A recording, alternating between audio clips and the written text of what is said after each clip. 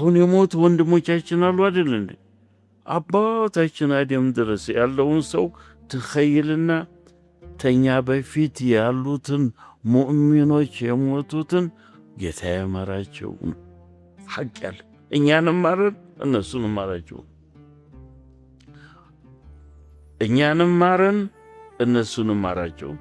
ሁለት ሶስተኛ አንተ ጥሩ ሰው ሆነህ ወይ ጥሩ ሰው ሰውነትህን አድርገህ የእነሱን የተሳሳቱትን ስተት እየፈለክ በማብሪያት በመድረክ ላይ ወጥተህ እንዲህ አድርገዋል አትበል ሲል ወላ ተጅዐል ፊ ቁሉቢና ግለን ሊለዚነ አመኑ። ይህ ወላሂ እንዴት አድርጉ እንደ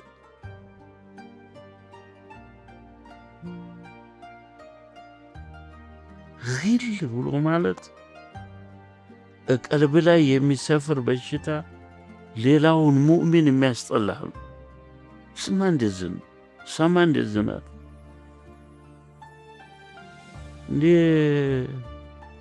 እንዲህ እነዚህ ማለት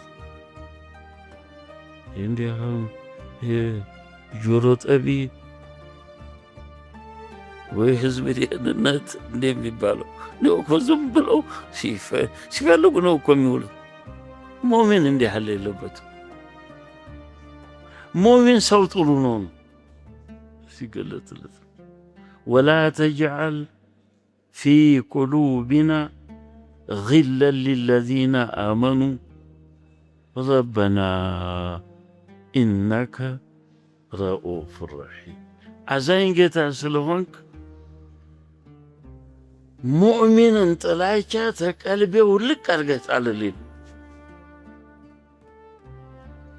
ሙእሚን ማለት ምንድን ነው? ላኢላሃ ኢለላህ ሙሐመዱን ረሱሉላህ ያለ ይሄንን ተዓላ አንተ መውደድ ነው ያለብህ። ትልቁን መጎስ አላህ ሰብቶታል ማለት ነው።